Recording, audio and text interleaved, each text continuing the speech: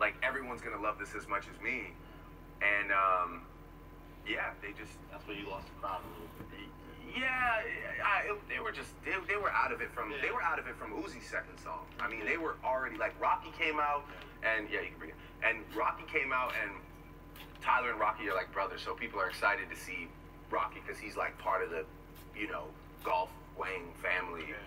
And then Uzi came out and they showed him love, and then he tried to do a second song and they did not show love on that second song. That was when I got worried. I was like, oh shit, they're not shooting.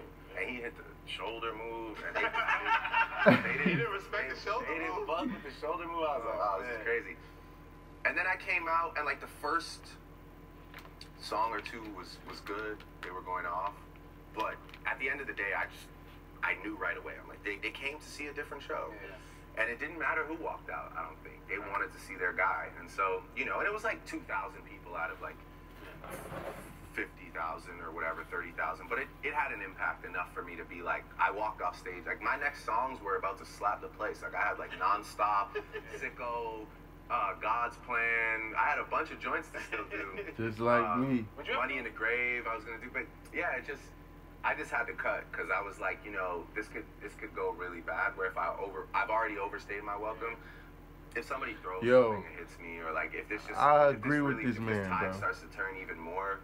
I already knew I was the talk of the gram for like the next 2 days. So I was like, let me just. But does it fire you up like? If I go to do something or offer to do something, if I ask anybody something, it can even be a chick.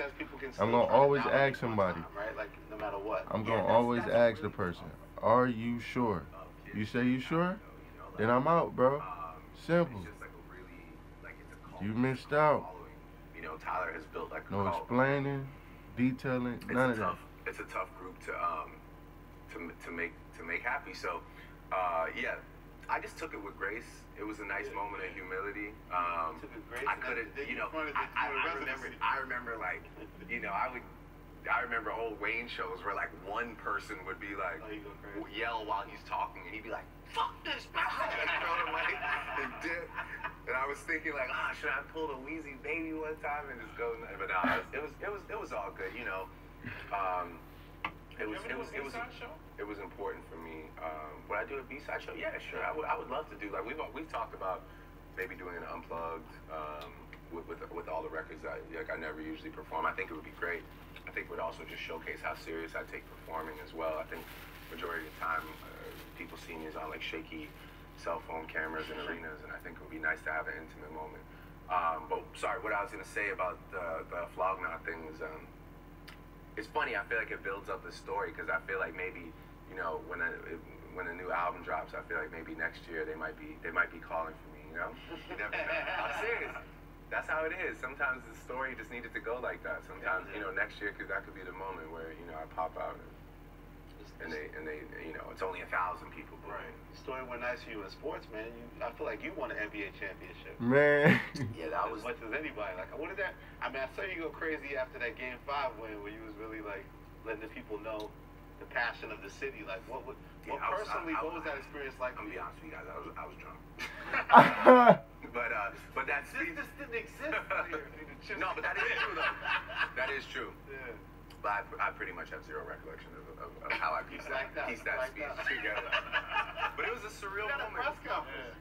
I know, yeah. It was just natural. It was organic. I just turned to my right and there was 30 microphones. They wanted to hear me speak. But no, that was like one of the, you know, you talk about not realizing how crazy something was until like it's all calmed down. That entire playoffs and you know, building that connection with Kawhi. Obviously, I've been friends with Kyle for years and years, and you know, all the rest of the guys that have been playing their heart out on this team, even when we were not doing well. But that parade, I've honestly never seen anything like that with my two eyes in my entire life. I've never been so sure that something wasn't real. Like, I was like, this is not real. I must have like, you know, dislocated my knee and I'm like in the hospital on like morphine or something that could wake me up. Like, you know, it was crazy. it was just so much love, so much unity. Give somebody a hug. Yeah, it was not for real. It was just like we were all there. We were all in it together.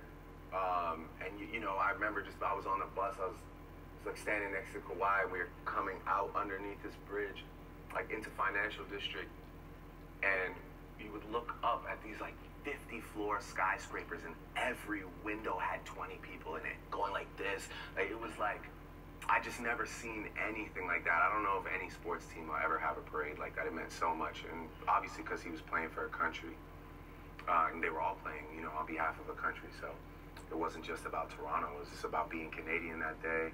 It was about showing love. It was about, you know, the unthinkable happening, which is similar I would not mind going to Canada, man. As well, so I was very. I either want to move to Canada, you know, Houston, or Cali, man. Comment down below what y'all think. In my lifetime, so yeah, I mean, thank God for Masai, thank God for Kawhi. Thank God for that big ass ring you got. Oh yeah, not that one. Yeah. Talking about the I know. I left those going so pure, do you think that was okay for then Kawhi to move on? Did you feel like you had to try to help to keep him? Like it was painful to see him go to the Clippers? Yeah, of course. It was painful to see him go to the Clippers. Did you think he had any shot to get him to stay? Look, you know, you can never fault a man for wanting to go home, right? So that's pretty much just the simplest way I can put it. Yeah. But yeah, it hurt. I think he's like the only franchise player to ever like walk away from a team after a championship. Right. And the way the NBA shaped up this year, like we definitely would have been back in the finals, and probably, you know, I mean, obviously LeBron is a force, but I truly believe that that team. Kawhi Leonard is better than LeBron. This Raptors team this year has heart, and they're competitive out there. Yeah, I just think that maybe with Kawhi staying and one more small move, I think that we probably could have ran it back and had a back-to-back, a real back-to-back. So yeah, it does hurt, and you can kind of feel it in the arena the other night. It's like everybody, of course, we're always going to show him love, but it was just tough to see him in a Clippers jersey and tough to get smacked by like 20 points, bro. Can you talk about tough verses on Gold Roses? You say, you know, you're 10 years in, we still haven't heard some of your most impressive verses. But which ones are you most proud of? Something that made you stand out, like, yo, I did that. Just majority of the ones that really, like, I pat myself on the back for are the ones where there's a constant, fluid, conversational style, sporadic thoughts going everywhere, but somehow all connecting. So funny enough, like Gold Roses would be one of those verses, or like the record that I let you hear the other day would be one of those verses that like I'm most proud of. Because traditional rap, when I say traditional rap, like rap without melody, is kind of like going extinct a bit, you know? Like how you did on gotta have the melody, bro. Got to, oh, bro. yeah. Just, I'm smooth as chill ass like, nigga, I feel bro. like just, love the vibe. You know, in a mainstream space, I feel like, you know, the art of bars and just that traditional, you know, rap, the long verses, it's kind of going extinct. And then you got like, you know, you got guys like Griselda making it wavy again, just to be on your like gutter straight rap shit, no, you know, like, you know, the interesting structures and just like that gutter shit. But other than that, you know, any kid that's gonna want to make music right now, their first thing is gonna be like Pierre Bourne style beat on YouTube, and then it's like, yo, let me just like first line's gonna be about like the Draco and like whatever. It's like that's kind of, you know, that is kind of where it's going. So I think just honestly, I'm just grateful to be able to rap, and the fact that people even still want to listen lets me know that I have a lot of good shit to say about life, because I think it is really hard to captivate the younger audience by just like rapping.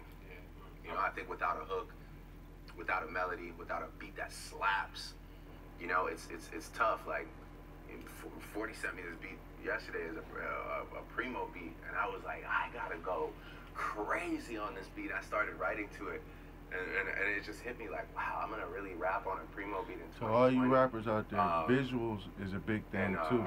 Yeah, you can have the verses and the bars, but you gotta have the visuals. Desire to do that, because I think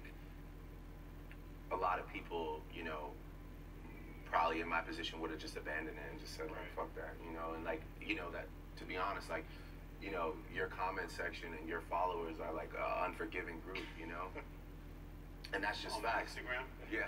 Well, just like, you know, the people that subscribe to the music that we all love, and you know, the real core of this rap thing, you know, it's an unforgiving space. They're an unforgiving group. Nothing's ever really good enough, you know. Not for me anyway, you know, because I am the unconventional one. I like that. Yeah. But yeah, I obviously, you know, I always keep my ear out for the hardest shit. I have a lot of respect. I have a lot of respect for, you know, the other two guys that I'm constantly, you know, up against, which is like Cole and Kendrick. Three-headed monster. Yeah. So I have a lot of respect for those guys because they can also continue to, you know, stay true to what we started with, and finding new ways to do it. And yeah, I mean, I'm excited that the decade's about to turn, and we're gonna see who can, you know, who can go that extra stretch, because it is really, I think for all three of us, it is the time to see who can transcend the generations, much like Jay did, or much like Wayne did after the Hot Boys days, going into like Show Me What You Got freestyle, when he just completely switched up and was like, oh, you know. So I think that year is coming up for all three of us, where it's time to see, you know, are we capable of, you know, another 5-year run. Talk about doing Tuscan Leather when you was like, you see around a decade from now. Yeah, but I feel like with them, I love them, but I don't know if they really want to keep going. Like, I feel like you may hear that thing, and a lot of times with rappers, you guys want to, like, hip hop artists, you want to go out on top, right? You know, nobody wants to overstay their welcome. You know, you put out 2 or 3 projects and no one's connecting. So I could see Cole saying, okay, this is it for me for a minute, or Kendrick saying, this is it for me.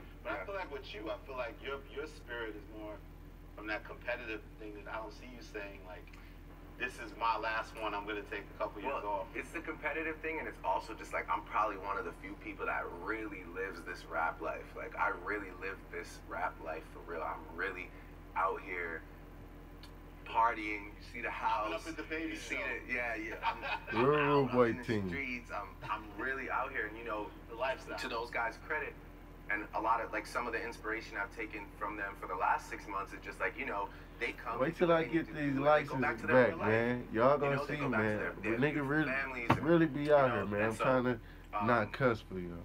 Yeah, that's something that, like, dope videos I've invested my time in lately, but, like, for the most part, I'm out here, man. I'm really out here, like, living the rap life. So I remember on 5 you say you pride yourself being the only one known for the music. Do you still feel like that? Yeah, of course. I mean, I think that despite all the different narratives and the jokes, and I don't think anybody could really discredit my offering in this lifetime. You know, I really do feel like I am known for not how I dress, not you know, not for all the controversy, not for all the shenanigans, not for, you know, how thugged out I am, or I'm just known, you know, that I'm going, you know, I'm not gonna flop. Take that, run with it. I'm gonna end it right there because I felt like that was like a jewel right there. I felt like you needed to hear it. I felt like You are now listening to Mario Production. Nigga don't be playing, my niggas go crazy. If you talking brazy, choppers get the blazing. Braids on the pavement, kicks is the latest. Niggas be the fakest, like getting fat ass, that's your bitch. How you wanna take it, how you wanna play it? Any, many, mighty mo with these freaks, I play it crazy. See me in the building, y'all white, I couldn't take it. I need cash, palms itching like a fiend. I ain't wanna do it to you, but I gotta eat. Cheese, greens, lines of the pink. Actually speak loud, you should really start to think. SIXMILE